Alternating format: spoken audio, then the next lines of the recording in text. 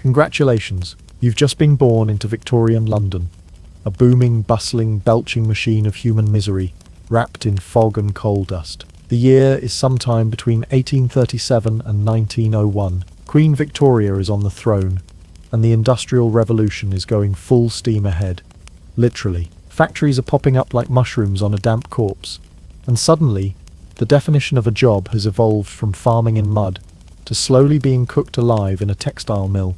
The good news? There's work everywhere. The bad news? Every job wants to eliminate you, your children, and possibly your dog. Hello, travelers.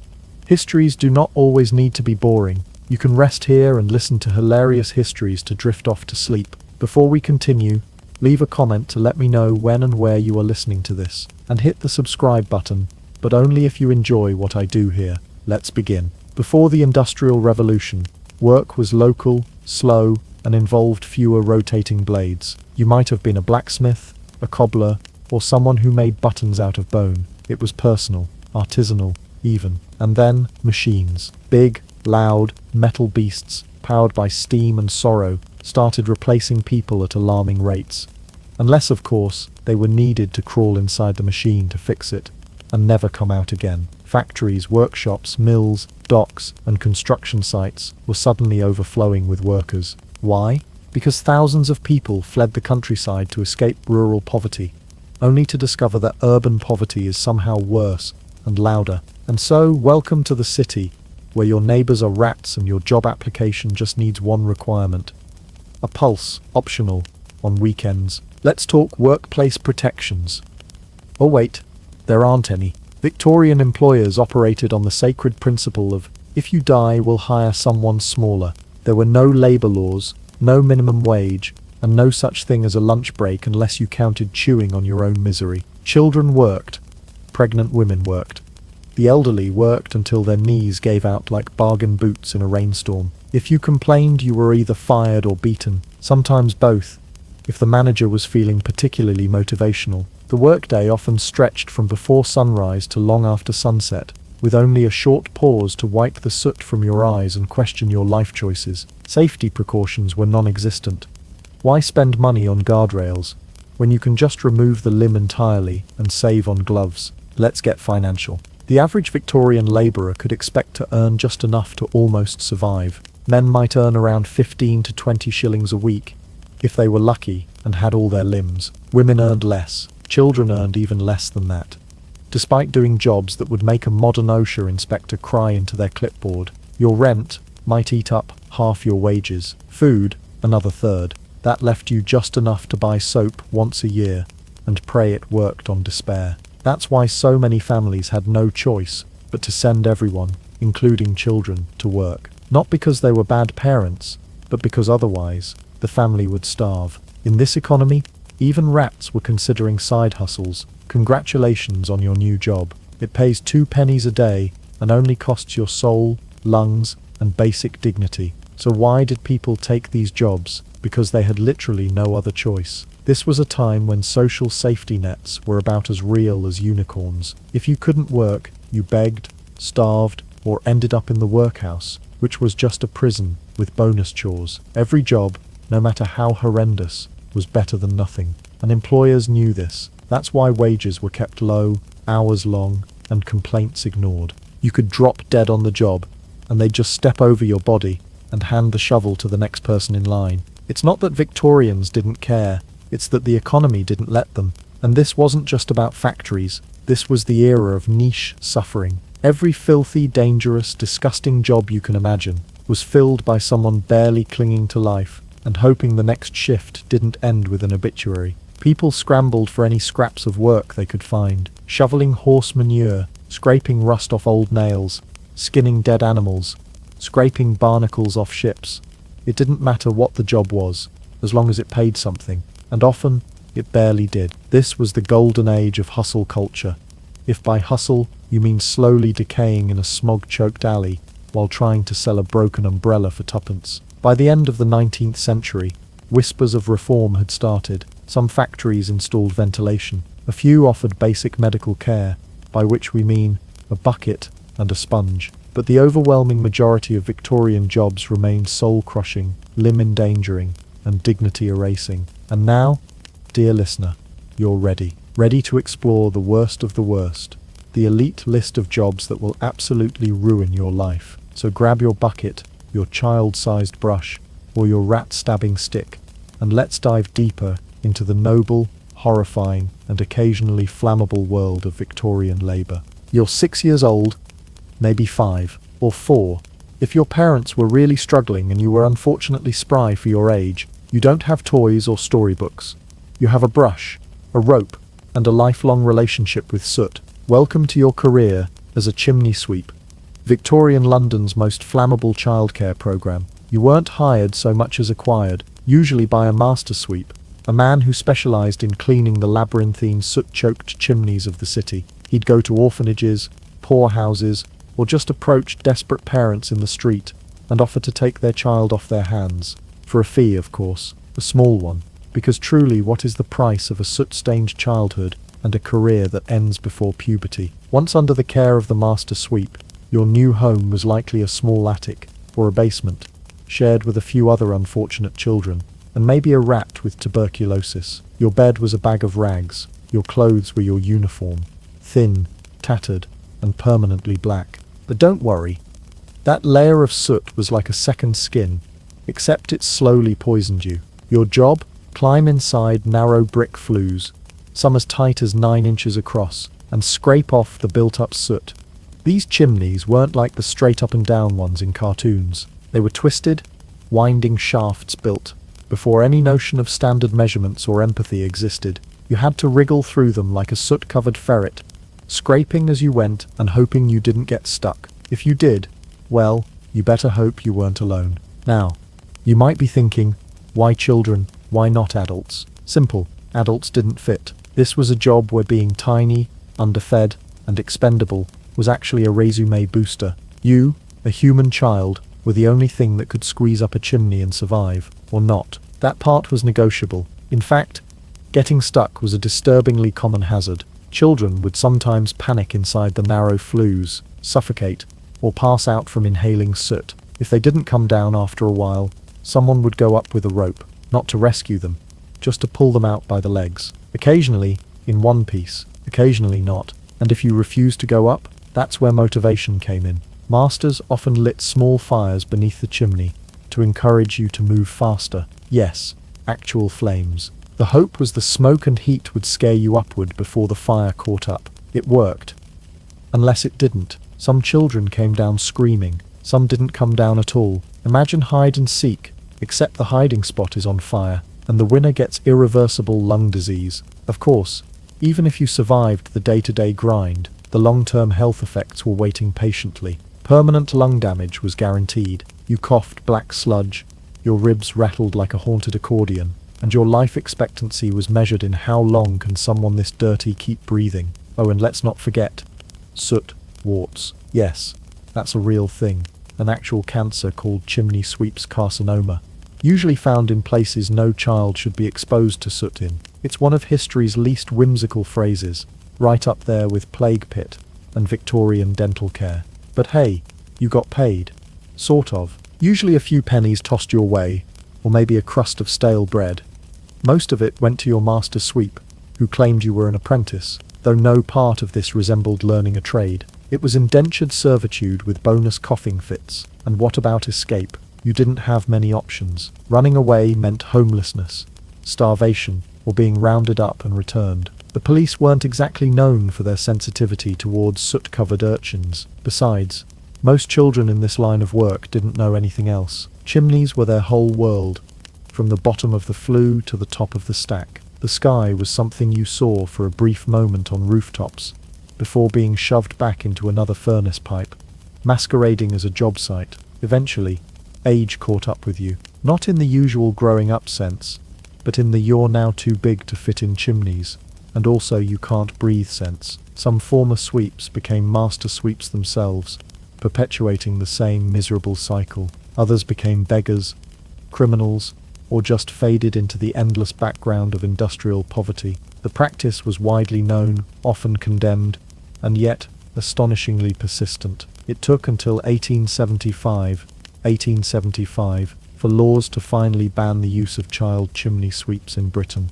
That's decades after people knew the job was killing children. But hey, progress moves slowly when it's covered in soot and dragged by indifference. So next time you see a quaint old chimney, don't picture Santa Claus. Picture a terrified 6-year-old covered in bruises, soot and burn marks, coughing into the darkness and hoping this is the chimney he gets to survive. Picture this. You're a teenage girl in Victorian London, and you just got a job at a match factory. Congratulations. You're now part of the industrial backbone of the British Empire, helping to bring light to the masses. Literally, your job is to help manufacture lucifer matches, the latest hot commodity for every respectable gentleman, working class family, and anyone with a candle to light. But don't let the charming name fool you. This isn't about cozy hearths and softly lit parlours. This is about deadly chemicals, jawbones that melt, and a workplace that would make modern OSHA officials cry into their clipboards. Let's start with your uniform. No goggles, no gloves, and no apron. Just your regular clothes, maybe with a rag to wipe your face if you're fancy.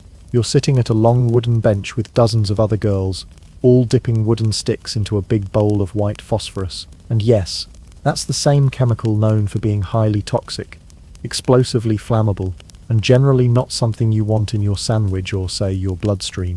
The air in the factory isn't so much breathable as it is biteable. It's filled with phosphorus vapors, a tangy blend of acidic mist and industrial doom that sticks to your skin and sneaks up your nostrils. By the end of your first week, you're glowing. Literally, that's not a poetic metaphor for young ambition. It's the phosphorus. It seeps into your hair, under your nails, and into your very bones. At night, your teeth might shine faintly in the dark like a haunted jack-o'-lantern, which is admittedly cool, until your jaw starts rotting off. Enter Fossy Jaw. If that sounds like a cartoon villain, it's because it basically was, except instead of stealing Christmas, it stole chunks of your face. This horrifying condition began with a toothache, then your gums would swell, and soon your jawbone would begin to decay. We're not talking a metaphorical rotting here, we're talking actual bone tissue dying, becoming spongy, emitting a foul green pus, and in some cases glowing in the dark. You could literally pull parts of your own face out with tweezers. You might still show up to work the next day, because what else were you going to do? You couldn't afford to quit. Pay was dreadful, just a few shillings a week, but it was better than starvation. You might be the only breadwinner in your family, or worse, working just to survive in a slum that had more rats than roofs. There were no health benefits. If you got too sick to work, the factory didn't give you a pension. They gave you a pink slip and the address of a poorhouse. Healthcare was a teaspoon of laudanum, and maybe a priest if things got really leaky. Oh, and here's the best part.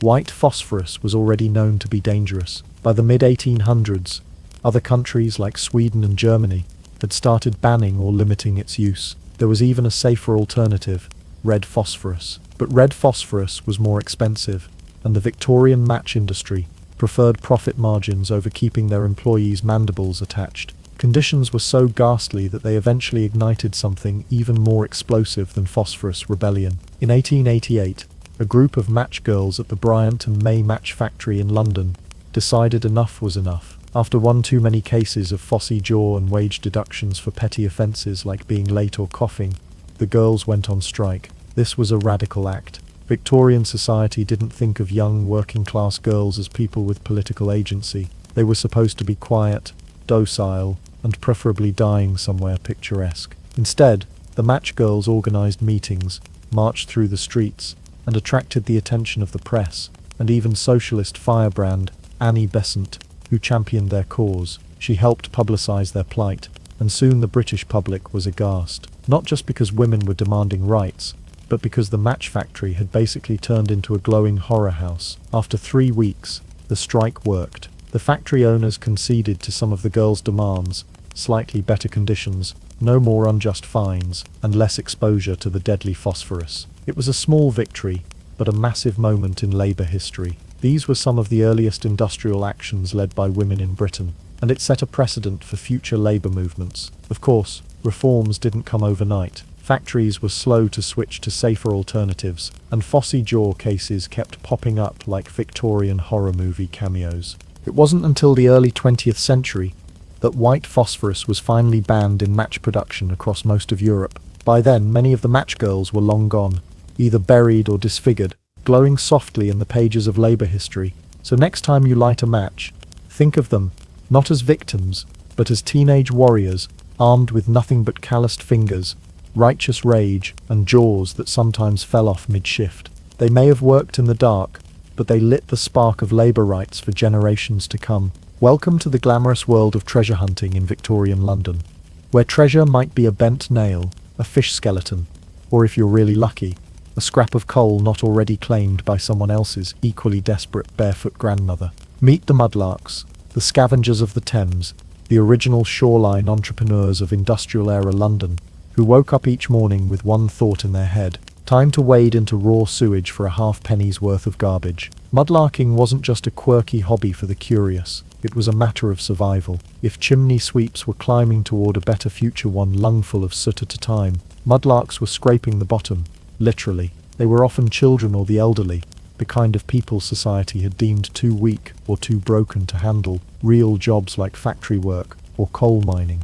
But if you could squat, dig, and not cry too loudly when a bloated rat floated past your shin, then congratulations, you qualified.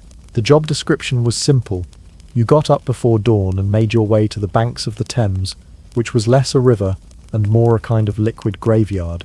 The Thames in the 19th century was the final resting place of just about everything: animal carcasses, chemical runoff, human waste, broken glass, drowned bodies, both intentional and accidental, and every household item that had ever fallen off a dock. It was a body of water so foul that even bacteria applied for reassignment. Dressed in rags, with bare feet slapping across oily mudflats, the mudlarks would fan out across the shores at low tide. They weren't hunting for pirate gold or ancient relics. No, they were after the big money makers: nails, bits of rope, shards of copper, chunks of coal, and yes, bones. Bones could be boiled down and sold to glue factories or ground into fertilizer. Every object had value, as long as you didn't mind smelling like a crime scene for the rest of your life. And let's be clear, the riverbed was not some soft, sandy beach. It was a death trap. Shards of glass and rusted metal were everywhere, and with no shoes and no tetanus shots,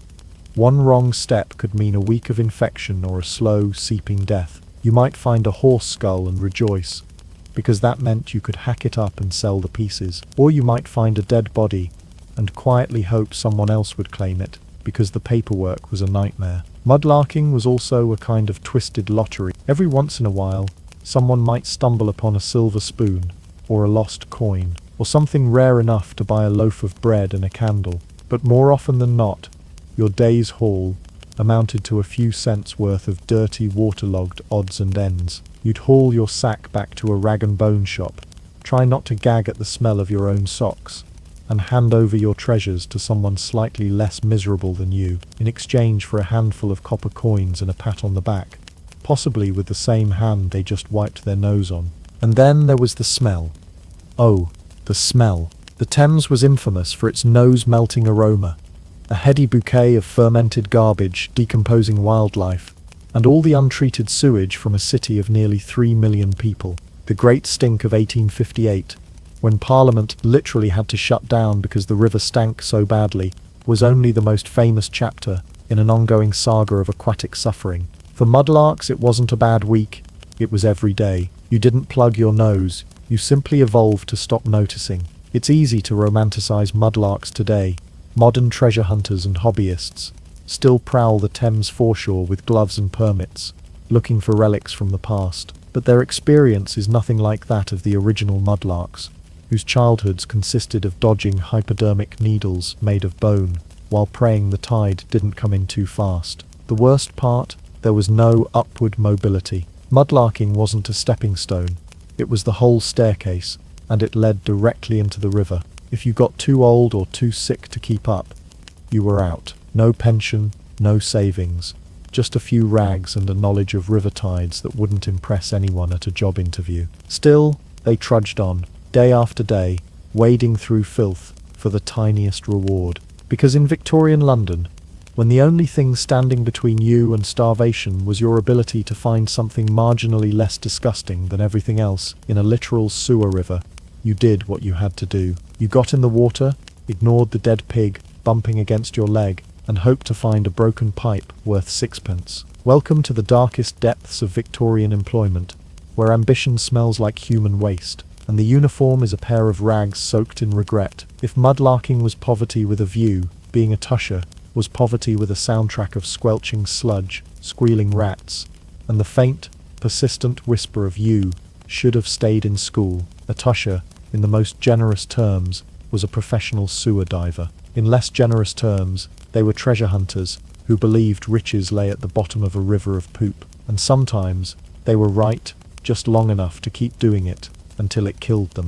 Toshers operated in the labyrinthine sewers of London, a city that had built an entire civilization above a literal cesspit. Before the great sewer reforms, the underground infrastructure was a Frankensteinian network of old rivers, half-rotted tunnels, and makeshift channels overflowing with everything the city wanted to flush and forget. And yet, into this bubbling, toxic labyrinth crawled the toshers, armed with little more than a candle on a stick, a metal scraper, and blind optimism. Why would anyone voluntarily enter a space that smelled like a plague's armpit? Simple, money, or the possibility of it.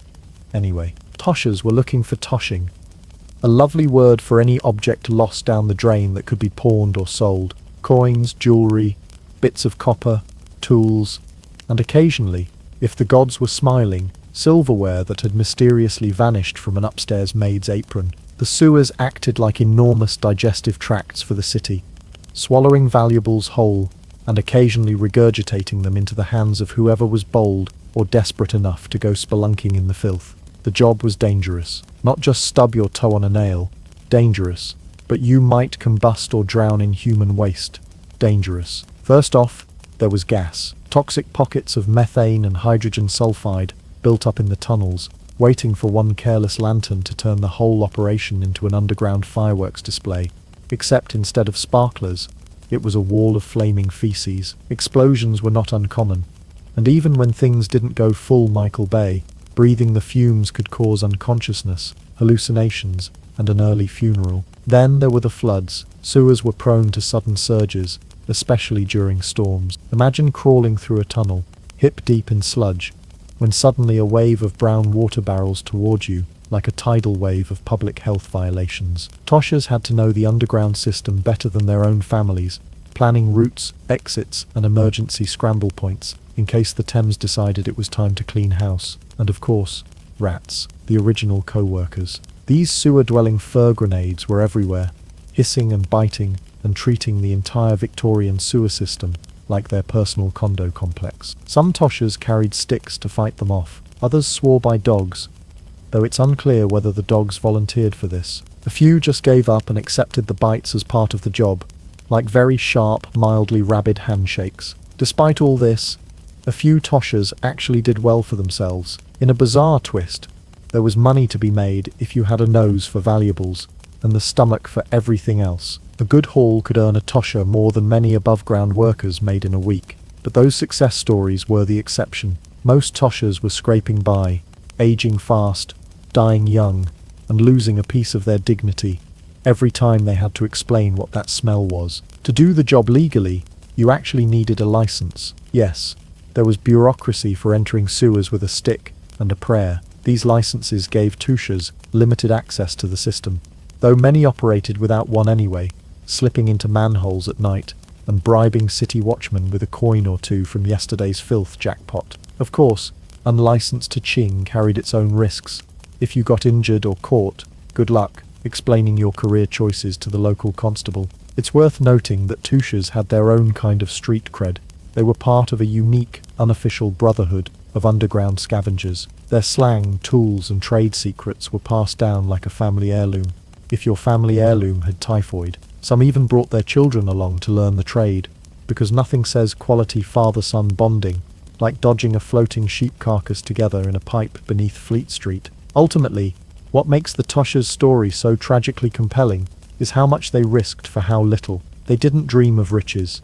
They dreamed of a warm meal, maybe dry boots, and not drowning that week. They were part of a working class that did the dirtiest, most thankless jobs imaginable, so that the rest of London could flush without thinking. So next time you hear someone say they feel like their job is crap, feel free to introduce them to the toshers, Victorian London's sewer-dwelling heroes who risked it all for a scrap of copper and a sliver of hope. If your dream job includes public applause, animal handling, and the constant looming threat of plague, congratulations, you might just be cut out to be a Victorian rat catcher. In a world where hygiene was more of a polite suggestion than a practice, and waste disposal meant, let's just throw it over there, rats weren't just pests.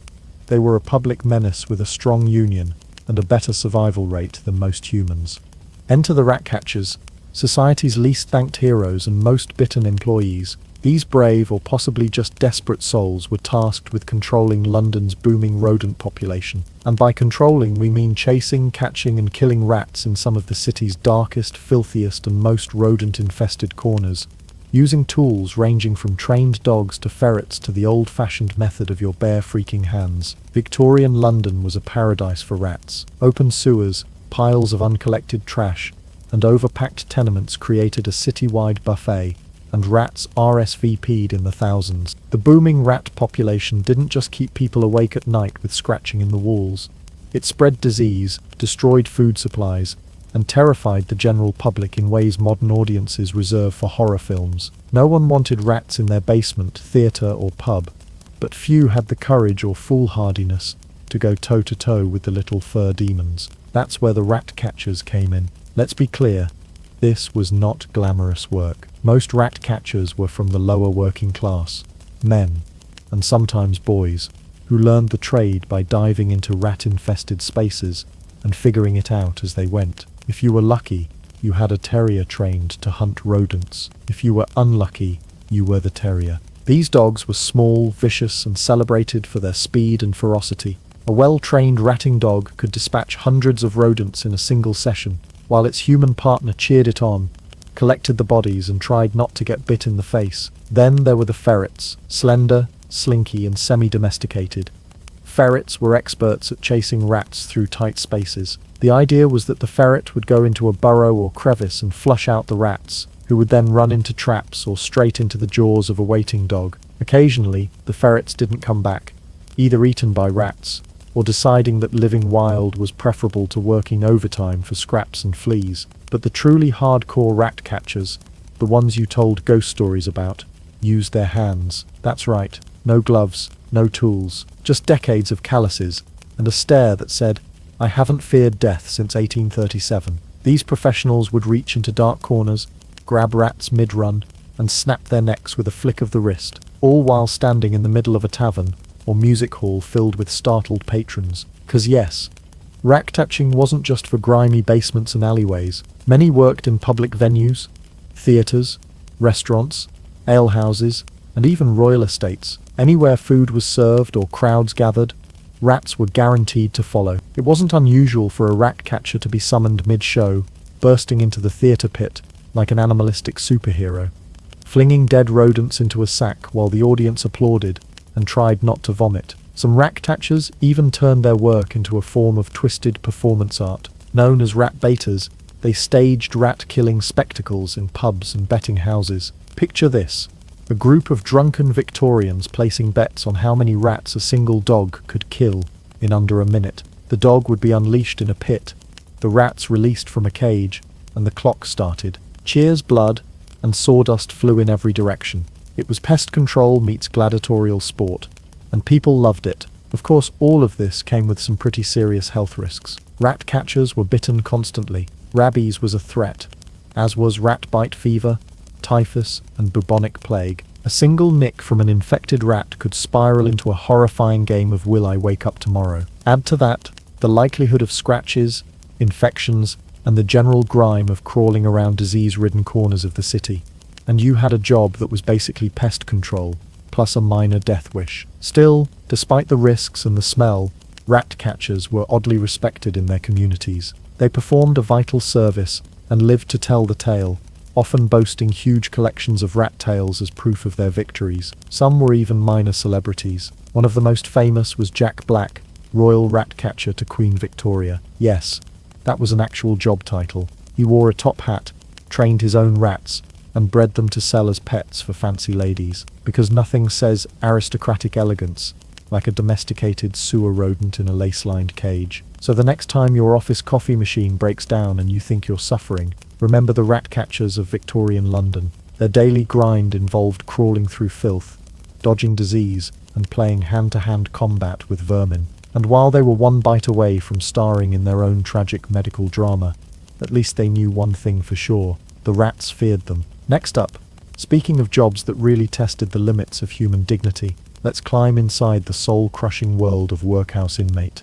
Your job is just being poor. If you ever find yourself daydreaming about the security of government employment, Victorian England has a cautionary tale for you, and it comes dressed in a shapeless grey uniform, seated in silence, picking apart old ship ropes until your fingers bleed. Welcome to the workhouse, where the only promotion you could expect was dying slowly in a cot slightly closer to the drafty window. The workhouse was Victorian Britain's big solution to that annoying problem known as poverty. Faced with rising numbers of people who inconveniently didn't have enough food, jobs, or shelter, lawmakers decided on a revolutionary concept. Why not make being poor even more miserable than it already was? The theory was that if you made help unbearable enough, only the truly desperate would apply. Spoiler alert, plenty of people were that desperate. First established under the Poor Law Amendment Act of 1834, workhouses were a grim blend of prison, factory, and Dickensian nightmare. Unlike the cheery name might suggest, these weren't cozy places where you worked on pottery and developed your artistic side. No, being in the workhouse meant total institutional control over your body, your time, and even your family. And by control, we mean we're taking your kids now. Good luck seeing them again. Families entering a workhouse were immediately separated. Children went to the children's ward, women were shuttled off to the female dormitory, and men were sent to labour until their muscles gave out. This wasn't just about logistics, it was deliberate policy. Victorian reformers believed that making poverty less miserable would encourage laziness and moral decay. If you wanted help, you had to earn it, through humiliation, starvation, and a generous serving of institutional bleakness. Life in the workhouse was structured with military precision and about as much warmth. Days began early with a bell, followed by a head count, then an extremely unappetizing breakfast that somehow managed to be both gruel and less than gruel. Meals were standardized across workhouses to prevent anyone from enjoying them. Food portions were designed to keep you alive, barely, and to remind you at every bite that this wasn't charity, it was punishment for existing without money. Uniforms were issued to strip away individual identity. Everyone wore the same itchy wool garments,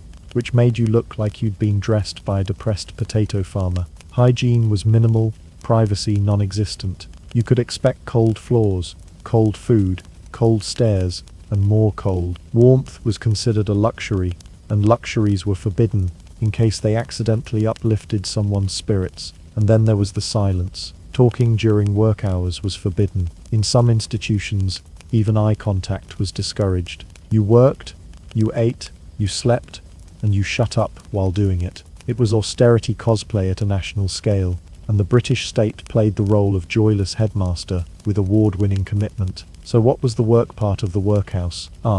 Glad you asked. Tasks ranged from soul-sucking to bone-breaking. A classic favourite was oakum picking. If you've never heard of oakum, that's because it was the job equivalent of punishment by obscurity. It involved taking old ship ropes, soaked in tar, and unpicking them into fibres by hand. This wasn't just boring, it was physically painful. The tar would stick to your skin, shred your fingernails, and coat your lungs with the kind of fumes that made you forget what sunlight felt like. Other popular tasks included stone breaking, where you smashed rocks into smaller rocks with no discernible purpose, or bone crushing, once used to produce fertilizer, but conveniently doubled as a way to crush hope. Some inmates worked in the laundry or the kitchens, while others were sent to work on nearby farms or industrial projects. The pay, there wasn't any. You were being fed, and not technically dead, so that was considered generous compensation. Children in the workhouse system weren't spared either. They were often sent to work from as young as 5 or 6. Education was limited, and often religious in tone, emphasizing obedience and endurance over anything practical. Because why teach a poor child to read when you can teach them to fold napkins in perfect silence? The elderly, meanwhile, were dumped into workhouses because they were deemed too burdensome for society to support otherwise. Picture your grandmother shuffled into a freezing barracks, given a bowl of thin soup and a task like sewing for 12 hours straight, while her arthritis laughed in betrayal. Medical care was rudimentary at best, and dying in the workhouse wasn't rare. It was expected. You could even be buried in a mass pauper's grave, in case you thought death would bring back some dignity. It's no wonder that the workhouse became one of the most feared institutions in Victorian life. People would go to extraordinary lengths to avoid it, begging, borrowing, and starving before submitting themselves to its grey walls. In literature, it became shorthand for human despair. Charles Dickens made it infamous in Oliver Twist, and for good reason. It represented everything cold and broken about how society treated its most vulnerable. The irony, of course, is that the workhouse was pitched as a form of help. It was employment, shelter, and food. If you didn't mind trading away your freedom, family, and soul, it was a job, technically. But in the same way solitary confinement is private living, so the next time someone tells you that people in the past had it easier, or that government jobs are always cushy, go ahead and introduce them to the 19th century resume of a workhouse inmate. 3 meals a day? Sure. Cold, despair, and more cold. If your idea of a bad day at work involves missing a Zoom meeting or accidentally replying all, allow me to introduce you to a profession so revolting, so unglamorous, that even other Victorian labourers, mudlarks, toshers, and rat-catchers, would wrinkle their soot-covered noses in judgment. Welcome to the aromatic world of the pure finder, a person whose entire career was centered around collecting dog poop. Yes, dog poop. Professionally for money, sort of. Now, let's be clear. Pure wasn't some ironic nickname or slang for something noble. No, it was literally the term used for canine feces. And somehow, that's not even the weirdest part. The job was as straightforward as it was horrifying. Walk around city streets and alleyways, sack in hand, eyes on the pavement, and scoop up as much fresh or very much not fresh dog excrement as you could find. This bounty was then sold by the bucket to leather tanneries, where the enzymes in the feces were used to soften animal hides. So the next time someone tells you they love the smell of new leather, just imagine it gently marinated in dog droppings. In the caste system of terrible Victorian employment, pure finders were scraping, both figuratively and literally, the absolute bottom. The income was meagre, the labour revolting, and the smell omnipresent. A pure finder could be identified in public, not by uniform or title, but by the unmistakable stench that followed them like a loyal, awful ghost. They stank at the pub, they stank at home, they probably stank in their dreams. You could scrub yourself until your skin peeled, and still carry the olfactory signature of your profession everywhere you went. The tools of the trade were simple: a burlap sack, a scraping stick, and a tolerance for shame that bordered on the superhuman. The more seasoned pure finders might develop a kind of sixth sense for where dogs like to relieve themselves. Alley corners, shady patches under market carts, and unfortunately, shoes. Speed was key. Pure that was too old would lose its chemical value, which is something no one should ever have to think about when describing feces. This gave rise to competition. If you saw another pure finder heading your way, it became a foot race to the nearest mutt's deposit. And while the concept of paid by the bucket might sound quaint, the reality was far grimmer. Tanneries didn't pay well, and you had to lug your collection across town to get even a few pennies. You could spend an entire day hunched over in alleyways like a truffle pig for disaster, and still not make enough to buy decent bread.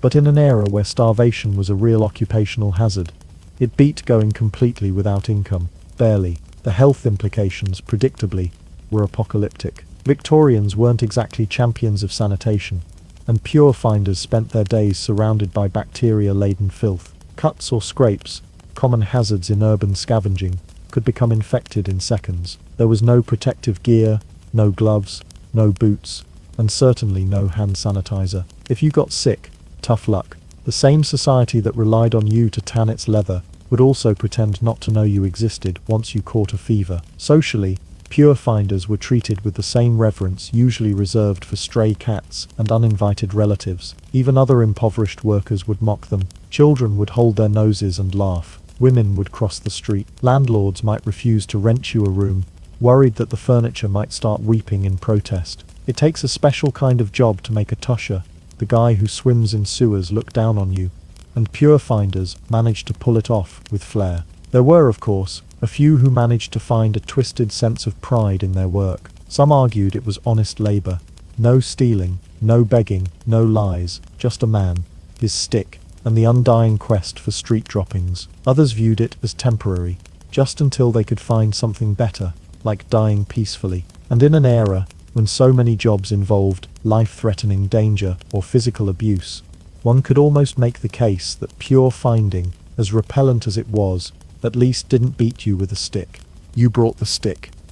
In some very rare cases, an enterprising pure finder might attempt to corner a particularly productive dog territory, say outside a butcher's shop or downwind of a butcher's dog. This sometimes led to turf wars, passive-aggressive poop stealing, or just good old-fashioned street brawls over particularly valuable deposits. Nothing says high-stakes capitalism quite like two men wrestling over what a spaniel left behind on Fleet Street. The job eventually faded away as sanitation improved, leather tanning moved toward chemical solutions, and cities became marginally less feces sprinkled. But for a time, the pure finder was a grim, smelly symbol of a society that made no effort to care for its most desperate citizens. Unless, of course, they were willing to crawl through muck to serve the economy one brown nugget at a time. So the next time you groan about having to take out the trash, just remember at least you're not paid by the turd. In a city where death was never far away, and medical science was scrambling to catch up, a very particular black market flourished in the shadows of Victorian London. No, we're not talking about secret societies or smuggling rings, but something far more macabre and profitable: grave robbing, or as the more genteel Victorians called it, the business of the resurrection men. If you're thinking, wait, people actually paid others to dig up corpses, then congratulations, you're normal. But in the grim reality of Victorian medical education, the demand for human bodies was insatiable. Cadavers were essential for doctors and surgeons to practice anatomy and surgery, and legal supply was, well, practically non-existent. The laws only allowed for executed criminals' bodies to be used, and executions were thankfully declining. Enter the resurrection men, hired hands who, under the cloak of night, turned freshly dug graves into lucrative real estate. Being a resurrection man wasn't just a job, it was a high-stakes game of stealth, speed, and nerve. Imagine sneaking into a crowded, gloomy graveyard at midnight with a shovel and crowbar, hoping the coffin hasn't yet been sealed tight or the earth hasn't settled too firmly. These guys had to be part graveyard gymnast, part escape artist, and all parts terrifyingly practical. The pay, surprisingly good, especially compared to other miserable jobs. Medical schools were desperate, and were willing to shell out to keep their anatomy classes stocked with fresh specimens. This meant resurrection men could earn enough to scrape out a living, and maybe even pay rent on a rat-infested hovel, which was crucial, because society hated them, not just because they were digging up the dead, but because the whole idea creeped everyone out to the core. You couldn't exactly put Body Snatcher on your business card, nor would you want to. The job carried a social stigma, so thick you could cut it with a cleaver. Despite their grisly trade, resurrection men drew a distinct line between themselves and actual murderers. Yes, there were infamous cases like Burke and Hare, who took the business to a whole new murderous level by actually killing people to supply bodies. But resurrection men made their money digging up those who had already shuffled off this mortal coil. So technically, no murder was involved. Morally, that's a murkier grave to dig into. These men operated at night, often in teams, armed with tools designed for one thing only: getting a corpse out of the ground without alerting the local constabulary or the deceased's grieving relatives. Speed was crucial because, believe it or not, some families had started posting guards at their loved ones' graves, or even installing iron cages, called mort safes, over the earth to keep the resurrection men at bay. The stakes were high. Getting caught could mean jail, public disgrace, or worse. The process itself was a delicate, grim dance. First, they'd dig down carefully, trying not to make too much noise or disturb the surrounding graves. Then, the coffin would be pried open or smashed, always trying to keep the body intact and presentable for its medical buyers. Presentable is a relative term, considering they were dealing with dead bodies that had just been wrestled from their eternal rest. Once the cargo was secured, it was hauled away, often in carts disguised as deliveries of something far less creepy, and sold to anatomy schools or surgeons. Some resurrection men even formed semi-respectable businesses with medical institutions, becoming unofficial suppliers. It was a weird kind of legitimacy in a career path no one wanted to admit existed, but the emotional toll must have been enormous. Imagine spending your nights disturbing the dead, knowing the families above are sleeping peacefully, hopefully unaware that their loved ones are about to be the centerpiece of some grim dissecting room demonstration. The resurrection men were experts at compartmentalizing.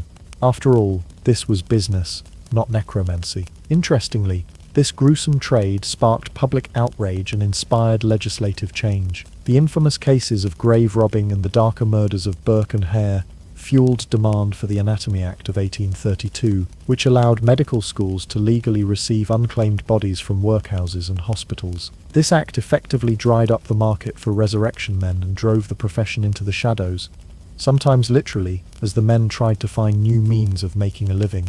The legacy of resurrection men lives on in horror stories, medical history, and the eerie image of graveyards at night. They're a bizarre example of how necessity and a seriously morbid market can create professions that blur the lines between criminality and survival. They weren't the villains of Victorian London, but they were certainly far from heroes. So next time you find yourself complaining about your commute, just remember, somewhere in Victorian London, a gang of sweaty, shovel-wielding night creepers was working the original dead-end job. After crawling through sewers, digging up the dead, and literally diving into the filthiest parts of London's river, it's easy to wonder, did any of this brutal labour actually lead to something better? Spoiler alert.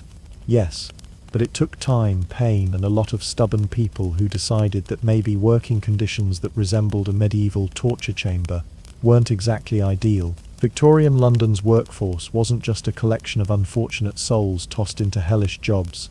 They were the unrecognised architects of Britain's industrial empire. They shovelled, swept, scavenged, and yes, sometimes rotted their way through lives of hardship that laid the foundation for a modern economy.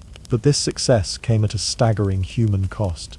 Lungs blackened by soot, bodies crushed by poverty, and spirits crushed by exploitation. The grim reality was that in Victorian England, the line between work and death was often razor thin. Thankfully, the slow wheels of change began to turn. Labour movements, those early sparks of collective resistance, started to flicker through the city's darkest corners. Groups of workers, tired of being treated like disposable cogs, began organising. Unions started to form, and for the first time, employees tried to bargain for more than just the bare minimum of survival. The battle cries were about shorter hours, safer conditions and fair pay, radical ideas for the time. Legislation was eventually introduced, such as the Factory Acts, which aimed to regulate working hours and conditions, especially for children and women. These laws were the baby steps of reform, often weak and poorly enforced, but they signalled a shift. No longer could employers treat their workforce as expendable without some public outcry or legal consequence. The horrors of the workhouse,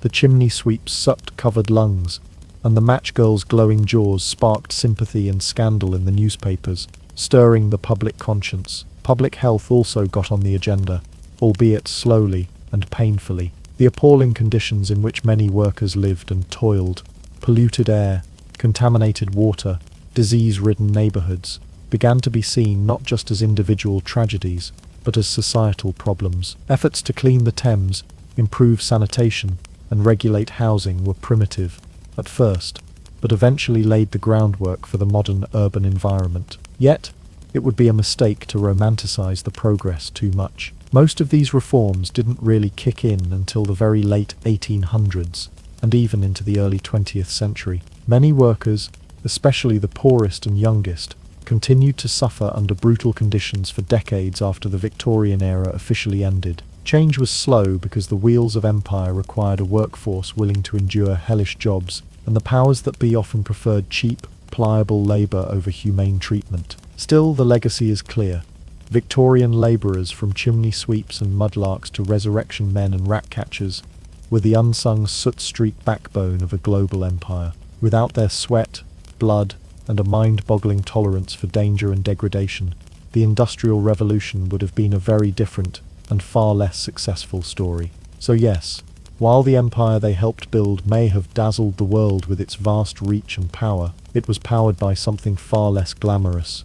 Soot-covered children crawling through chimneys, sewer gremlins, braving poisonous gases, and workers risking every waking moment for a few pennies and a prayer. Their stories remind us that behind every great achievement, there's often a shadow cast by those who suffered in silence. If you think your job is tough, just remember, somewhere in Victorian London, a kid was crawling through a chimney, wondering if he'd live to see his next birthday. And somehow, those dark days paved the way for the labour rights and protections we often take for granted today. Progress might have been slow, but it was inevitable, and built on the backs of those who had no choice but to endure. And with that, we close the chapter on Victorian labour, the grind, the grime, and the glory. Here's hoping your job today involves fewer rats, less sewage, and maybe even a paycheck that doesn't require a coffin-sized sacrifice.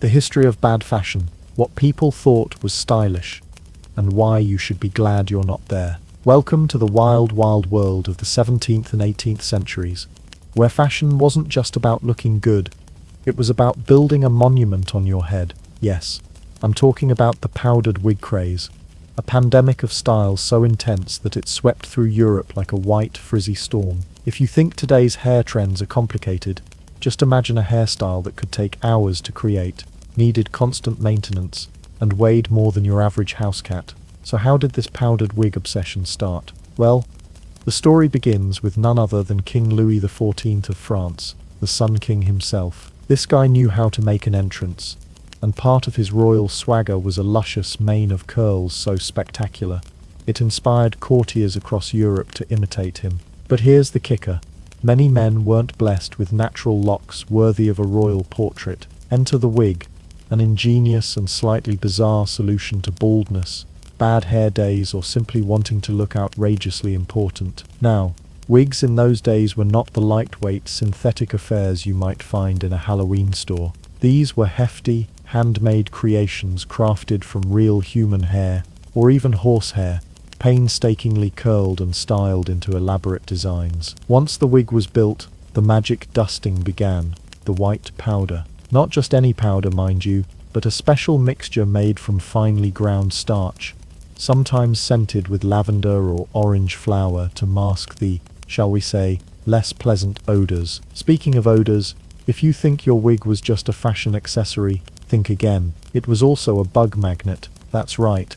Lice and other creepy crawlies found these towering white castles, the perfect real estate. Regular wig wearers had to get their wigs delosed, often, which involved soaking the wig in vinegar or other concoctions, and sometimes even shaving off parts of the wig or hair underneath. Imagine spending hours styling your wig, only to have to torch it because of lice. Fashion was a cruel mistress. The size of these wigs was nothing short of theatrical. They could rise over a foot high, adorned with curls, rolls, and even bows or ribbons. The bigger the wig, the higher your status. It was like an unofficial royal height contest, only instead of standing on tiptoes, you piled your hair upward. These wigs were so massive that you literally needed extra care to avoid knocking things over, like chandeliers or unsuspecting servants. There are tales of courtiers tipping their heads back and accidentally causing minor disasters at court events. You wanted to dance. Good luck not elbowing your dance partner with your hair.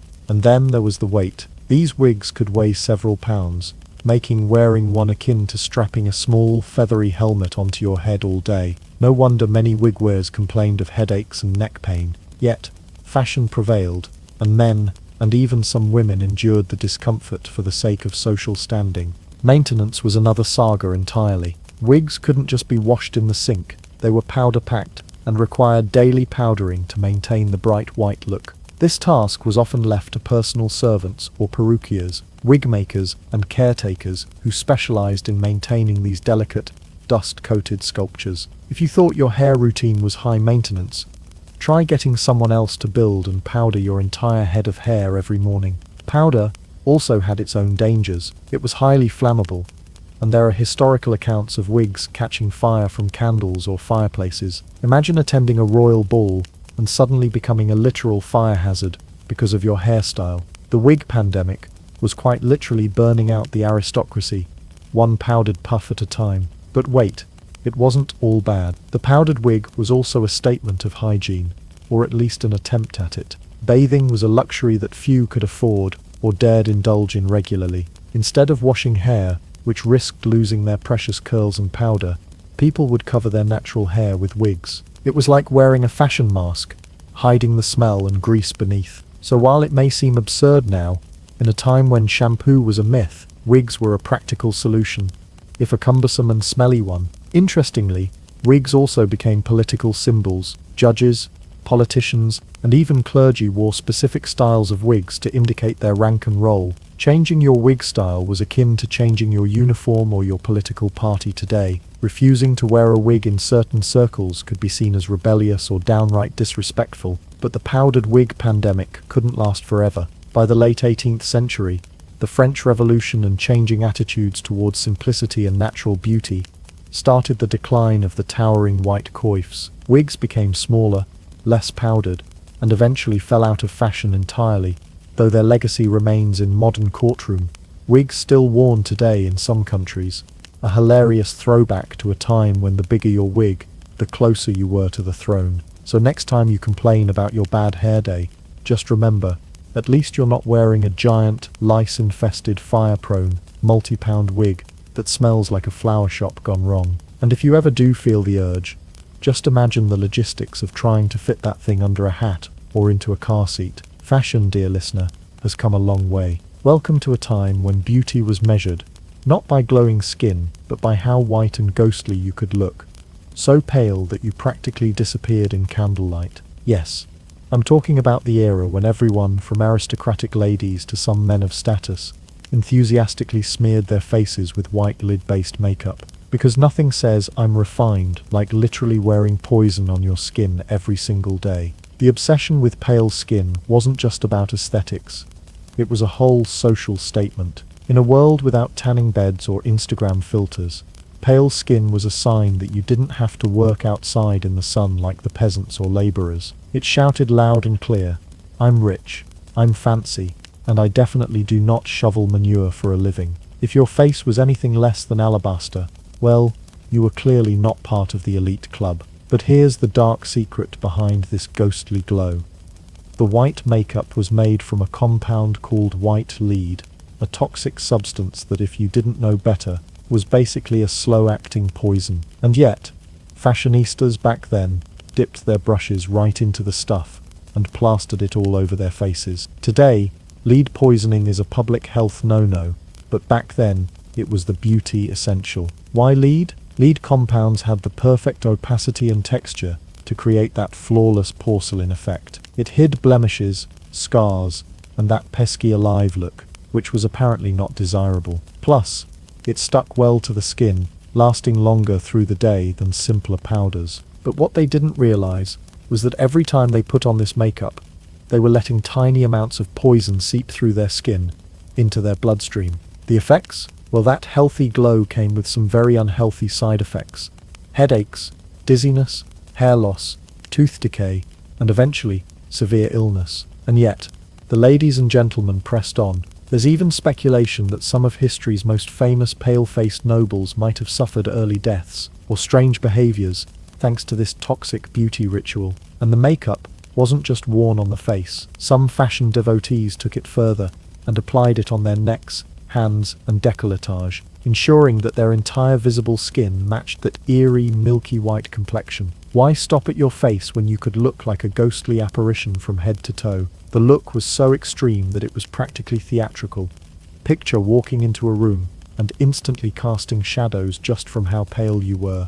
Now, applying this lead-based makeup was an art and a ritual in itself. It involved mixing the white lead powder with vinegar or oil to create a paste, which was then carefully painted on with brushes or pads. The makeup didn't just create a flat white colour, it was often layered to build that smooth, flawless finish that was so prized. Some women even added a hint of rouge or darkened their eyebrows to create contrast, because pale skin needed a little life around the eyes and cheeks to avoid looking like a zombie. The funny part? Wearing all that lead-based makeup often made skin even worse underneath. The poison would dry out skin, cause rashes and sores, which then needed to be concealed by more makeup. It was a vicious, toxic cycle. Imagine putting on a mask that slowly poisons you while you apply more of that mask to hide the damage it causes. Beauty routines don't get much more dramatic than that. But wait, it gets even stranger. Some beauty manuals from the time actually gave recipes for homemade cosmetics, including white lead powder, and instructions for how to prepare and apply them. Yes, people were mixing their own poison in the kitchen. Talk about a DIY fail that could kill you. This deadly fashion trend was so widespread that it transcended countries and classes. In England, France, and parts of Italy, the lead white look dominated aristocratic circles for over 2 centuries. It even inspired theatrical makeup styles, influencing how actors portrayed royalty or ghosts on stage. The pale face became synonymous with nobility, elegance, and sometimes eerie mystery. Men, too, were not immune. Prominent gentlemen of the day would powder their faces and wear white makeup to match their wigs and fancy clothes. After all, fashion was a team sport, and looking put together was a must from head to toe. If you thought the powdered wigs were cumbersome, the matching lead white faces completed the ensemble of impracticality. So how did people finally wake up to the dangers of lead makeup? Slowly and painfully.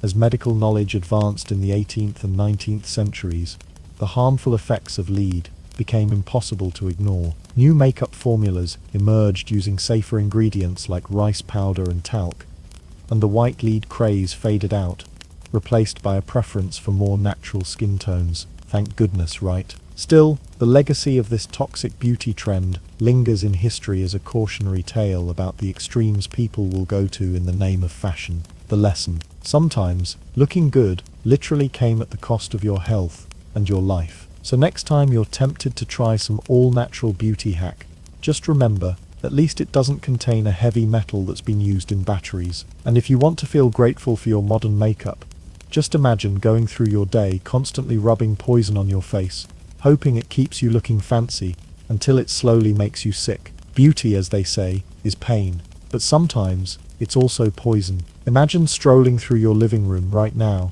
with a portable dining table strapped around your hips. Not just any table, but a giant, round one, so wide that it commands the space of 3 people, 2 dogs, and a potted plant. That, dear listener, is what life was like for women rocking hoop skirts in the 16th to 19th centuries. If you ever wondered how fashion can literally change the layout of a room, welcome to the era of farthingales, crinolines, and their extravagant cousins. Hoop skirts were the engineering marvels of their time, designed to make a woman's lower half massive, and I mean catwalk in a crowded corridor massive. They were essentially structured cages made from materials like whalebone, steel hoops, cane, or even horsehair, sewn into petticoats to create a huge bell-shaped skirt that flared out in every direction. The goal? To look impressively wide, and by extension, impressively important. Let's backtrack to where it all began.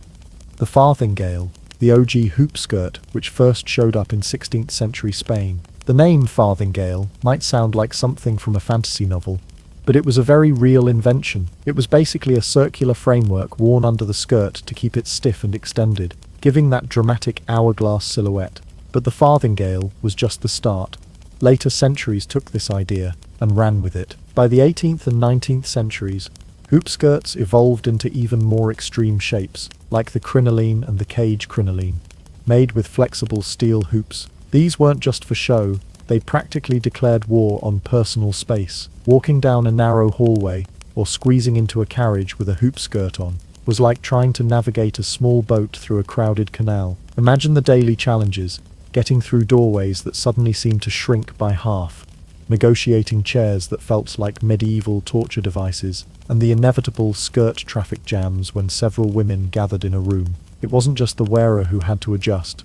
Everyone else had to tiptoe around these walking, spinning tents. If you accidentally bumped into someone's hoop skirt, you might just start a domino effect of crushed bouquets, spilled tea, and startled cats. Hoop skirts were also surprisingly practical, if your idea of practical is ensuring no one can get too close to you. In crowded social gatherings, a wide skirt provided an invisible force field, protecting the wearer's personal bubble from unwanted advances or overly chatty acquaintances. It was the 18th century version of a do not disturb sign, just way more stylish and less subtle. But the art of walking gracefully with a hoop skirt was no joke. These skirts were heavy, cumbersome, and awkward, requiring the wearer to adopt a slower, more measured gait. Forget sprinting for the last slice of cake at a party.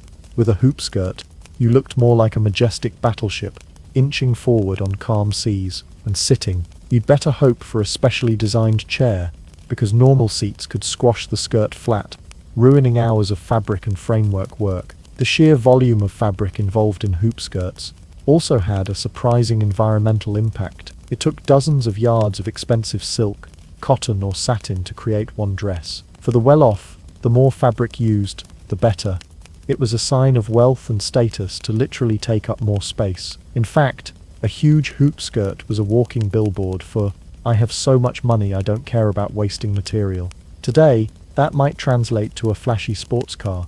Back then, it was all about the skirt diameter. The design of hoop skirts varied wildly over time and place. Early farthingales had a rigid cone shape that flared out evenly all around. Later crinolines could be more oval or bell-shaped, creating new spatial challenges, and some skirts had multiple hoops layered on top of each other for extra drama. You might say these skirts were the original big hair, just swapped the volume on top of your head for volume on your hips. Hoop skirts even influenced architecture and interior design. Wealthy homes sometimes featured wider doorways, bigger staircases, and special dressing rooms, just to accommodate the ladies and their voluminous garments. Designers had to consider not only the occupants, but the fashion trends, because nothing ruins a royal banquet like a guest getting stuck halfway through a doorframe. But it wasn't all pomp and circumstance. Hoop skirts had their hazards too. Imagine a gust of wind catching your skirt and turning you into a human parachute. Not only could this cause unexpected falls, but there were also reports of skirts catching on fire near candles or fireplaces, an all too common risk in candlelit ballrooms. Plus, navigating crowded streets meant risking trampling over a distracted pedestrian or stepping into puddles that suddenly seemed like lakes. Fashion critics of the time had mixed feelings. Some mocked the skirts as ridiculous and impractical, while others hailed them as the pinnacle of feminine grace. It's easy to see both sides. After all, who wouldn't want a personal space bubble the size of a small dining table? On the other hand, you probably wouldn't want to carry one on a crowded subway. In the end, hoop skirts faded away in the early 20th century as fashion shifted towards slimmer, more practical styles. But their legacy remains a fascinating reminder that fashion isn't just about aesthetics. It's about making a statement, sometimes one that takes up way more space than necessary. So, next time you complain about your jeans being tight, or your skirt being uncomfortable, just be glad you're not wading through life with a steel-frame tent strapped to your hips. Because while fashion trends may come and go, few can top the sheer audacity of hoop skirts, the original portable dining tables of the fashion world. The Elizabethan Ruff. Nothing quite says, "I'm better than you," like strapping a frilly, starched halo of linen around your neck that renders you physically incapable of turning your head. It was the ultimate status symbol and fashion statement of the late 16th century. Equal parts lace, pride, and upper-class stubbornness. If you've ever worn an itchy turtleneck and thought, "Wow, this is mildly irritating," imagine wrapping your neck in a glorified doily the size of a car tire, and then baking in it for 10 hours. Let's set the stage. It's the late 1500s in England. Queen Elizabeth I is at the height of her power, and the aristocracy is obsessed with elegance, drama, and making their outfits as wildly impractical as humanly possible. Enter the ruff, a pleated, starched neckpiece that started as a simple collar and eventually ballooned into a fashion monster. What began as a modest frill soon morphed into something that looked like your head had been served on a fancy porcelain plate. Now, how were these neck torture devices made? Ruffs were typically crafted from fine linen or lace, and meticulously pleated into hundreds of tiny folds. Think origami meets medieval laundry day. The pleats were then stiffened with starch, which, spoiler alert, was not the pleasant, no-wrinkle fabric spray of today. It was a wet, glue-like paste made from flour, water, and sometimes even beer. Once dried, it gave the ruff that trademark crispy texture, sort of like your great-aunt's meringue cookies, only slightly less edible. To maintain those majestic pleats, wearers relied on hot irons known as goffering irons. These were like tiny metal pokers that you heated in the fire and used to press the folds into shape. And yes, people burned themselves. Frequently, fashion was pain, and if you didn't come out of it with at least one minor facial injury or a scorched fingertip, were you even trying? But starch wasn't just for show, it also became a competitive sport. Nobles began outdoing each other in the size and stiffness of their ruffs. Some became so wide they reached the shoulders and beyond, like your head was floating in the middle of a decorative toilet seat. If you turned too quickly, you risked knocking over candles, drinks, or unsuspecting pets. It was less accessory and more wearable satellite dish. And if you thought the ruffs looked silly, imagine wearing one all day. Not only were they hot and heavy, but they also made basic tasks, like eating, drinking, or breathing like a normal person, a logistical nightmare. Forks weren't yet common, so imagine trying to lift a hunk of meat to your mouth, only to be intercepted by a wall of lace that said, "Not today, peasant." You'd have to lean forward, tilt your head just right, and pray that nothing saucy dribbled down the side, because cleaning a ruff was another ordeal entirely. In fact, the ruff was such a nuisance that some wealthy individuals had serving ruffs, cheaper versions they wore during meals, so the expensive one wouldn't get gravy stains. Others hired personal starchers whose only job was to keep their neck frills crisp and symmetrical. That's right, your neckwear had its own staff. But here's where it gets darker and slightly hilarious. Starch in the 1500s wasn't exactly FDA approved. One particularly popular variety used to stiffen ruffs was laced with white lead. Yes, the same lovely ingredient used in lead makeup. Because why stop at poisoning your face when you can poison your collar too? Prolonged exposure could lead to skin irritation, sores, and in some cases, systemic lead poisoning. So not only was the ruff a giant, inconvenient lace frisbee, it was a literal health hazard. If you didn't pass out from the heat, you might have just been lightly poisoned by your fashion sense. Ruffs weren't limited to women either. Men, eager to show off their social status and lack of peripheral vision, wore them too, often paired with equally outrageous doublets and trunk hose. The result was a look that screamed, "Yes, I can afford to dress like a frosted cake and still be taken seriously." Eventually, mercifully, fashion moved on. Ruffs evolved into smaller, less absurd falling bands and collars. By the 17th century, they had mostly disappeared, leaving behind only the occasional ceremonial appearance, looking at you, Dutch judges, and countless portraits of people who look like they're about to sneeze but can't because their collar won't let them.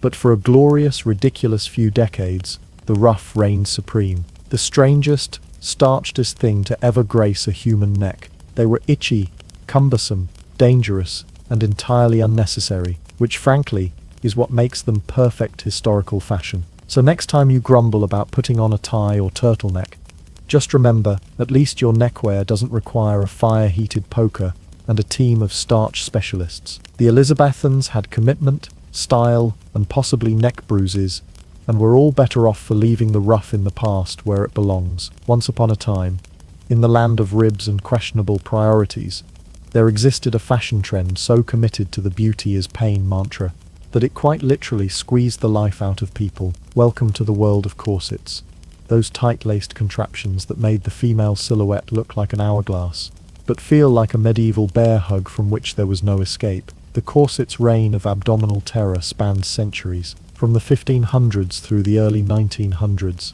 it was an everyday necessity for women.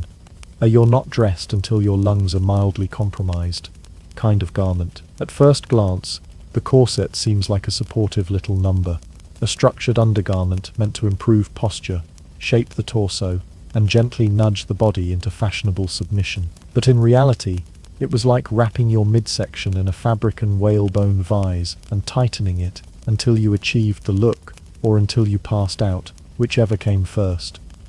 So how did we get here? Blame the Renaissance and its obsession with rigid beauty standards. Early corsets or stays were often made with stiffened linen and later reinforced with baleen, whalebone or steel, materials known for their ability to keep ships afloat or buildings upright, not for being kind to human torsos. By the Victorian era, corsets had evolved into full-on body armor. If modern shapewear is a gentle suggestion, the 19th century corset was a firm command.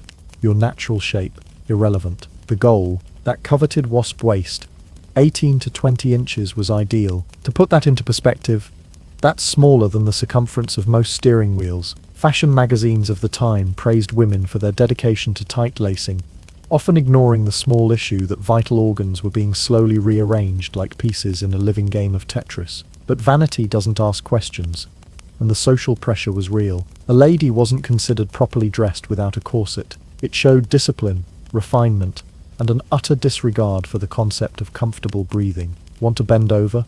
Good luck. Want to eat a normal meal? Only if you enjoy the sensation of your stomach politely asking for a divorce. Doctors of the time issued warnings.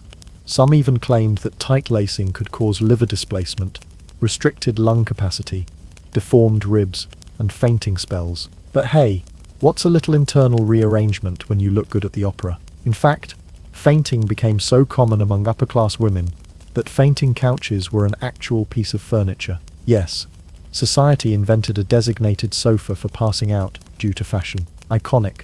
And it wasn't just the fainting.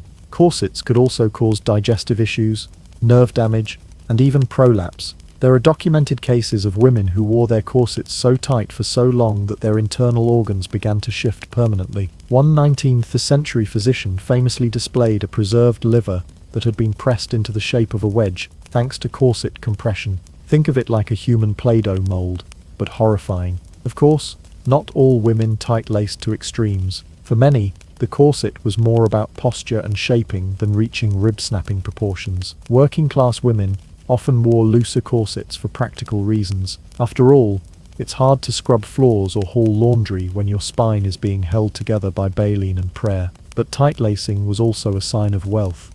If you could barely move, it was assumed you didn't need to. You had servants to fetch things, carriages to carry you, and enough social status to collapse dramatically at any given moment. It was performative frailty, a way of saying, I'm so rich and delicate, even my spleen is ornamental. Men, by the way, didn't totally escape the corset craze. In the 18th and 19th centuries, some fashionable gentlemen wore stays to achieve a trim silhouette under their coats. Because nothing says masculinity like wrestling your way into a lace-up girdle to impress other men at the club. By the early 20th century, corsets began to fall out of favour, partly due to the growing women's rights movement, and partly because people were, tired of being slowly suffocated. New inventions like elastic girdles and brassieres offered more comfort and flexibility, and the rise of flapper fashion in the 1920s finally gave the female torso a break. Though ironically, even then, flat-chested, boyish figures became the new standard. So basically the pressure never stopped, it just changed shape. Today, corsets have become a retro novelty, worn for costume parties, period dramas, and the occasional adventurous wedding. Waist trainers have made a dubious comeback, with influencers on Instagram reviving the idea of squeezing your midsection into submission. The difference? At least modern wearers have access to water, oxygen, and functioning zippers, so next time you're debating whether your jeans are too tight or your belt's a bit uncomfortable, spare a thought for the generations of women who spent their days encased in whalebone prisons, smiling politely while internally screaming. Corsets, the original fashion flex that came with a side of internal hemorrhaging. Fashion may be fleeting, but apparently, crushed organs are forever. Imagine walking into a formal event, all eyes on you, not because of your tailored coat or elegant shoes, but because there's a small, attention-hogging structure sticking out from your trousers, proudly declaring, yes, I have arrived, and so has my codpiece. Welcome to the 15th and 16th centuries, when fashion wasn't just about looking good, it was about loudly announcing your masculinity through a glorified fabric tent sewn directly onto your groin. The codpiece wasn't subtle, and it definitely wasn't shy. It was, quite literally, a pouch for your pride. Let's rewind a bit to see how this awkward appendage came to be the crown jewel of Renaissance menswear. In the late Middle Ages, men's fashion was undergoing some serious reshuffling. Tights were in, yes, like ballet tights. Men wore hose on each leg, which crucially were not connected in the middle. Imagine two separate leg tubes, with your most sensitive area left entirely unprotected. Not exactly ideal for either modesty or warmth. So men began using a flap of fabric to bridge the gap. At first, it was just that, a modesty panel. But then, as is so often the case in history, someone looked at this practical little flap and said, but what if it was bigger? Thus began the golden age of the codpiece. Over the 15th and 16th centuries, the codpiece evolved from a humble scrap of cloth into a padded, stitched, and often outrageously decorated pocket that proudly jutted from the front of a man's trousers. Think of it as a medieval fanny pack, but instead of carrying snacks or coins, it carried confidence. Lots and lots of confidence. But it wasn't just fashion for fashion's sake. There were reasons, medical ones, supposedly. Some codpieces were padded to conceal bandages or poultices for syphilis, which, spoiler alert, was absolutely rampant at the time. Others had buttons or flaps to allow convenient access for relieving oneself. Function and form, all in one. Still, none of that explains why some codpieces became so massive and ornate that they looked like miniature parade floats. Wealthy noblemen began to use codpieces as a symbol of status, both social and anatomical. They were adorned with jewels, embroidery, tassels, and even armor. Yes, armored codpieces were real, because apparently nothing says I'm a powerful man like encasing your groin in steel. Henry VIII, King of England and walking cautionary tale, was especially fond of the codpiece. His portraits often depict him wearing oversized ones, big enough to raise not just eyebrows but architectural concerns. His tailor reportedly stuffed them with horsehair. Why? Because if you're going to rewrite marriage laws, break from the Catholic Church, and launch multiple wars, you might as well do it while wearing a portable billboard for masculinity. Fashion historians argue that the codpiece was a reaction to the cultural climate of the time. The Renaissance was all about rediscovering classical ideals, including the human form. Male nudity in art was everywhere. Sculptures, frescoes, sketches, and suddenly, men wanted to show off that they were virile, strong, and well-equipped. The codpiece was a way of turning those ideals into a wearable statement. You didn't need to pose for a painting when your pants were already doing the talking. But let's not pretend everyone loved the trend. Satirists had a field day with it. Poets and playwrights mocked codpieces as ridiculous and indecent. Moralists condemned them as obscene. And women, who had to endure corsets, hoop skirts, and ruffs, probably side-eyed these fabric bragging rights with a mixture of bemusement and second-hand embarrassment. Eventually, the codpiece fell out of favour. By the 17th century, men's fashion had shifted again toward breeches and more conservative silhouettes. The era of the flaunting flap had ended, replaced by a slightly more subdued approach to trousers. Codpieces faded into history, leaving behind only portraits, poems, and generations of historians wondering what exactly was going through everyone's heads, besides a heavy dose of testosterone. Today, codpieces live on in costume dramas, museum exhibits, and very confusing Renaissance fair encounters. Occasionally, they make surprise comebacks in music videos or on stage. David Bowie's infamous codpiece in Labyrinth, for example, certainly sparked 1,000 awkward conversations in the 1980s, but ultimately, the codpiece stands as a towering monument, sometimes literally to a time when fashion wasn't afraid to be ridiculous, provocative, and just a little bit overcompensating, because when your pants double as a medieval billboard for virility, subtlety is officially off the table. So the next time you're embarrassed about your zipper being down, remember, you could have lived in a time when your entire outfit revolved around drawing more attention to that area. Codpieces, when extra just wasn't enough. If you've ever twisted your ankle in a pair of modern high heels, take comfort in this. At least you weren't teetering around on 15-inch wooden stilts while trying to flirt across a canal. That particular form of ankle-based Russian roulette belongs to the brave and slightly bonkers fashionistas of Renaissance Venice, who proudly strutted their stuff in Chopines, towering platform shoes that turned walking into a full-contact sport. Let's be clear, this wasn't just a tall heel. Chopines were platforms in the truest sense of the word. Think of them as the love child of a step stool and a pair of boots. These things could reach 18 inches tall, some even hit 20. That's not footwear, that's mountaineering equipment with a velvet trim. So why on earth were people doing this to themselves? Well, Chopines were originally designed with a somewhat practical idea in mind, keeping dresses out of the filth. And by filth, we mean the delightful mixture of mud, animal droppings, chamber pot residue, and mystery liquids that coated the streets of early modern cities. Venice, with its canals and sea-soggy walkways, had an especially soggy mess to offer. If you were wearing a floor-length gown as was the fashion, you either lifted your skirt up to scandalous heights or found a way to elevate yourself above the muck. Enter the Chopine. But like all things that begin as vaguely practical, fashion got involved and said, "This is nice. Let's make it ridiculous." Over time, Chopines became status symbols. The higher the platform, the richer you must be. Why? Because you clearly couldn't do anything useful in these things. Walking was a challenge, running was a joke, and stairs. You'd need an assistant and a written will. So, if you were wearing Chopines, it meant you were rich enough to be carried around or followed by servants who helped you balance like you were a top-heavy circus act. Yes, they had servants just to help them walk. Imagine being so fashionable that your footwear comes with a human support team. Venetian noblewomen would glide, wobble, through the city, flanked by attendants holding their arms, steadying them like drunk toddlers on stilts. It wasn't so much a strut as it was a group effort, but Venice wasn't alone in this madness. The idea of towering platform shoes made its way across several cultures. The ancient Greeks used thick-soled boots for actors to signify importance on stage. In 16th century Turkey, women wore nelins, platform bath clogs, that kept their feet above wet hammam floors. Even in Qing dynasty China, Manchu women wore flower pot shoes, elevated footwear that resembled tiny wooden stools strapped to your feet. Apparently, across time and geography, people collectively decided that gravity was a challenge worth facing head-on or foot first.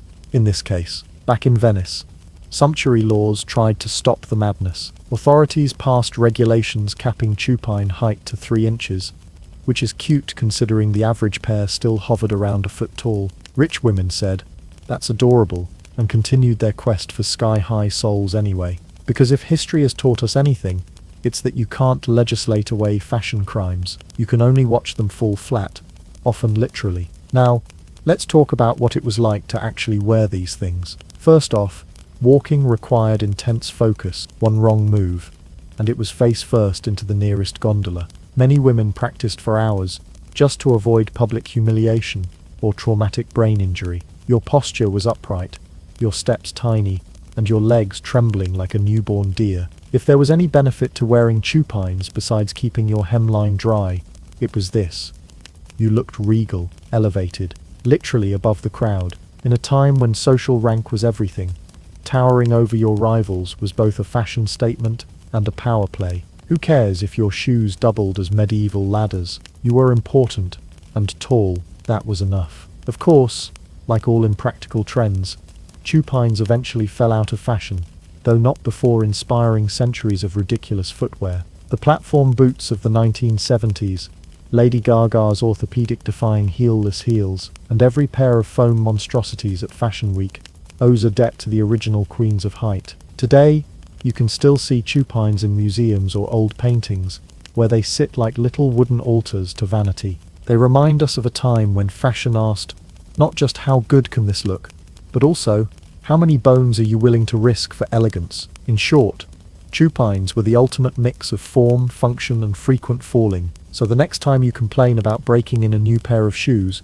remember, at least you're not doing it 18 inches off the ground while your maid team shuffles behind you like pit crew at a Formula One race. Fashion defying common sense since the Renaissance. Once upon a time, long before there were fashion influencers on Instagram, your status wasn't measured by your follower count, but by the number of dead birds stuck to your hat. Yes, welcome to the fabulous feathery chaos of the late 19th and early 20th centuries, where your headwear was less of a fashion accessory and more of a full-on avian funeral procession. This was the golden age of the plume boom, a time when millinery, that's fancy talk for hat-making, collided with ornithology and exploded into one of the most absurd and ecologically disastrous trends in history. At the height of this fashion fever, it wasn't enough to just wear a feather in your cap. Oh no. You needed entire wings, tails, and if possible, a whole taxidermied bird staring blankly at your suitors from atop your curls, because nothing says classy like a tiny corpse on your head. To understand how we got here, let's flap back to the 1870s, 1910s, particularly the Edwardian era, a time when society was obsessed with being extra. Skirts were bigger, mustaches were waxier, and hats were bird sanctuaries with chin straps. Women's headwear was often enormous, wide-brimmed monstrosities loaded with lace, ribbons, and most infamously, feathers from exotic birds. The more unusual and colourful, the better. If your hat didn't look like it could take flight, you weren't trying hard enough. The fashion elite especially adored feathers from birds like egrets, herons, ostriches, hummingbirds, and birds of paradise, because nothing said sophistication like decimating an ecosystem for brunch. It's estimated that millions of birds were killed every year to satisfy this fluttery fashion trend. Some species were hunted to the brink of extinction. Also, someone in Paris could tilt their head slightly and have a tropical display erupt from their scalp. And this wasn't just an upper-class hobby. Middle-class women, desperate to show their upward mobility, saved up to buy these elaborate hats. It was like wearing a designer handbag, except your handbag was leaking feathers and possibly smelled like formaldehyde. So who was supplying this fine feathered frenzy? Enter the plume trade, a booming industry that made fortunes out of feathery fatalities. Hunters scoured the globe, especially in South America and the Florida Everglades, shooting birds by the hundreds. Some even targeted breeding pairs during nesting season, orphaning countless chicks in the process. Picture it, serene wetlands turned into fashion battlefields, all because Mrs. Featherington wanted something new for the opera. It wasn't just feathers, either. Whole birds were often used, perched jauntily atop hats, as if to say, I died for this look, and I'm not happy about it. Sometimes two birds would face each other, beaks frozen in eternal disagreement. In rare cases, the hats included small mammals or insects, because apparently, if it moved, Victorian fashion wanted to glue it to something. Needless to say, not everyone was thrilled with this avian apocalypse. Cue the birth of the conservation movement, and with it, some of the earliest and most passionate environmental activists. Women like Harriet Hemingway and Minna Hall were horrified by the destruction and decided to fight back. In 1896, they founded what would become the Massachusetts Audubon Society, organizing tea parties not to discuss fashion but to boycott it. That's right, polite society women taking down the fashion industrial complex with tea and pamphlets. If Jane Austen had written Revenge of the Birds, this would have been the plot. Thanks to their efforts and growing public outrage, several major milestones followed. In 1913, the Migratory Bird Treaty Act helped put a legal stop to much of the plume trade in the US feathers, and birds got a much-needed break from their modeling gigs, and fashion slowly began to turn its head away from the sky. But not before some truly iconic and completely unhinged moments in hat history, like the woman in London who wore a hat so wide she took up 2 full seats at the theatre, or the American socialite whose ostrich plume caught fire when she passed too close to a candlelit chandelier, because apparently hats were also fire hazards, or the entire category of mourning hats, where fashion decreed you could express your sorrow with a deeply dramatic hat, as long as it still featured enough feathers to lift off. Even today you can still see traces of this bird-brained trend. High fashion occasionally flirts with feathers, though now they're more often synthetic, and drag performers, opera stars, and carnival dancers still channel the spirit of the feathery femme fatale. But we've largely learned our lesson. You can have drama without turning your outfit into a wildlife crime scene. In hindsight, it's hard not to laugh at the sheer absurdity of it all. The hats were impractical, heavy, and absurdly ornate. One strong wind and your entire ensemble took off like a migrating goose. But for the people of the time, it was the height, literally, of sophistication. So the next time you struggle to pick an outfit, just be glad you don't have to decide between bird number 1 or bird number 2. Because once upon a time, your hat didn't just make a statement, it made a whole ornithological documentary. Welcome to the Victorian era, a time when even your grief came with a dress code, a multi-step program, and the kind of style restrictions that would make today's HOA committees look like anarchists. In the 1800s, especially under the influence of Queen Victoria herself, mourning wasn't just an emotion, it was a lifestyle brand, complete with a colour palette, accessory checklist, and socially enforced wardrobe doom spiral. If you weren't wearing enough black, people didn't think you were healing. They thought you were a sociopath. Let's set the stage. Queen Victoria, in a plot twist straight out of a very long BBC drama, lost her beloved husband Prince Albert in 1861. And then, she never really stopped mourning him. We're talking 40 years of head-to-toe black, heavy veils, jet jewellery, and a public refusal to participate in joy. Victoria basically said, "I am sad forever," and the rest of the country went, "Yeah, let's do that too." Enter the Victorian mourning dress code. A strict hierarchy of sadness expressed through yards of sombre fabric. The process came in phases, each with its own rules. Yes, grief came in outfits. Stage 1. Full mourning, aka the don't even smile period, for the first 6 months to 2 years. Yes, years widows were expected to wear full black, known as widow's weeds. This was not your sleek, modern funeral black. No, this was matte, crepe-covered, shapeless sadness, with textures specifically chosen to be as dull and light-absorbing as possible. You were supposed to resemble a human shadow and bring the party down just by entering a room. Jewelry, only if it was black, like jet, onyx, or even hair jewelry. That's right. People would weave their dead loved one's hair into brooches, necklaces, or lockets, because nothing says, "I miss you," like wearing a bit of your scalp around my neck. Makeup? Absolutely not. Color? Banned. Fun? Arrested and taken away. If you were smiling too much in this phase, people might assume you poisoned your husband just to free up your social calendar. Stage 2. Half mourning. Because even sadness has tears. Eventually, if you passed the fashion probation period of full mourning, you were allowed to move into half mourning, a stage that permitted some color, but not too much, lest your eyeballs be scandalized. Acceptable shades included dull grey, mauve, lavender, and, you guessed it, more black. Think of it like the grayscale filter on a Victorian Instagram feed.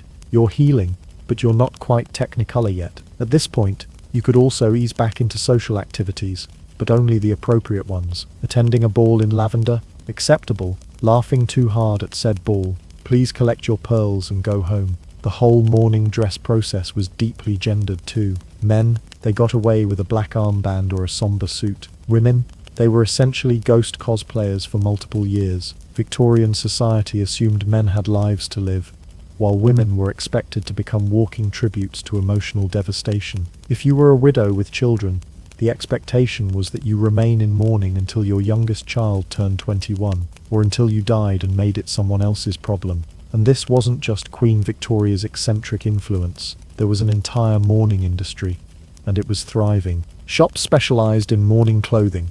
Mourning warehouses offered ready-made griefwear, from veils to undergarments to black gloves. There were even fashion magazines with sections like "What to Wear When Your Second Cousin Dies," but you weren't that close. Mourning was such big business that some people faked grief just to wear the look. Sad, yes, but also fashionably convenient. Let's not forget the accessories. Mourning bonnets were a thing. Big, sorrowful headpieces, often paired with long veils designed to obscure your tear-streaked face, or just keep you from seeing the judgmental looks of neighbors who thought you moved to half mourning too quickly. And heaven forbid your veil was too short. That would mean you clearly didn't love your deceased spouse enough to trip over lace for 18 months. Even mourning etiquette books circulated widely, advising people on the correct way to mourn, what to wear, and how long to grieve based on the relationship. Your brother? 6 months? Your great-aunt's parakeet? Probably just a hat ribbon, but definitely black. This system was so entrenched that not mourning properly could tank your reputation. A widow seen in colour too soon was whispered about at church. A woman who smiled during mourning. She might as well have walked into the Queen's Court with juggling clubs and a kazoo. Eventually, as the 20th century rolled in, mourning fashion faded, partly because people grew weary of micromanaged sadness, and partly because World War I made grief so widespread that codifying it in fashion became impractical. By the 1920s, the elaborate rituals had mostly disappeared, replaced by simpler black attire and personal choice. But for a solid 70 years, fashion and funerals went hand in hand in ways that would make even modern goths say, "Okay, that's a bit much." Looking back, the Victorian mourning dress obsession was both a touching tribute and an utterly exhausting expectation. It turned personal loss into public performance, and sadness into an outfit you couldn't take off. The Victorians really said, if we're going to cry, we might as well do it in matching capes. So the next time you throw on sweatpants to cope with a breakup, remember, at least you're not legally required to wear a haunted curtain for 2 years. The 1980s. A decade where fashion wasn't just a statement.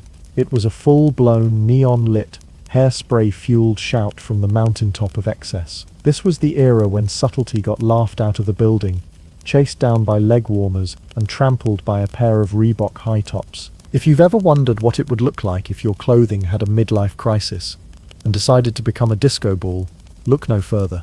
Let's start with the colours. The 1980s didn't just love colour, they loved dangerous amounts of colour. Neon pink, electric blue, radioactive green. Every shade looked like it had been designed by a highlighter that had just done 3 lines of sugar. The philosophy was simple. If your outfit couldn't be seen from space, you weren't trying hard enough. Fashion became a competition to outblind your peers at a glance. And then there were shoulder pads. Oh, the shoulder pads. The silent square soldiers of style that made every man and woman in the corporate world look like they were auditioning for the role of Wall Street linebacker. Thanks to power suits, executives didn't just walk into rooms, they marched in, blocking imaginary linebackers and asserting dominance through their artificially broadened silhouettes. You could spot an 80s board meeting by its resemblance to a team huddle, minus the footballs, plus the perms. Of course, shoulder pads weren't limited to business attire. Oh no, they migrated like determined birds into casual wear, evening gowns, and even denim jackets. You'd go out for coffee and be served by someone who looked like they were wearing the top half of a transformer.